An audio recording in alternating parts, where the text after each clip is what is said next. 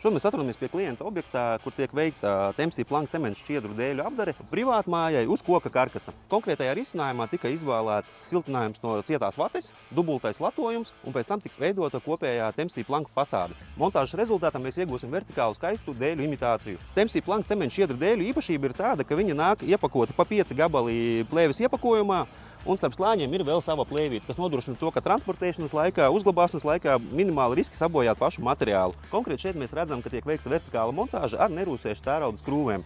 Ko tas nodrošina to, ka cementu šķiedra ir ilgdūsīgs materiāls, nerūsēšu tērauda skrūves ir ilgdūsīgs materiāls, un mēs paredzam, ka klienta kalpošanas laiks fasādē būs vismaz 50 gadi. Uz doto brīdi Volvo grupa Latvijas sortimentā ir pieejami cementu apdares dēļi ar biezumu 8 mm, platumā 200 mm un garumā 3,66 m vai 1,8 m. Temsī planka ir pieejams 4 krāsas toņos, tas ir RAL 715 tumši pelēks, gaiši balts 9001, brūns rieksts 811 pēc RALā un gaiši pelēks RAL 736 saucamais sudraba tonis. Ja jums ir interese par Temsī planka produkciju, droši ejiet mājaslapā www.temsī.lv un iepazīsties ar to vairāk.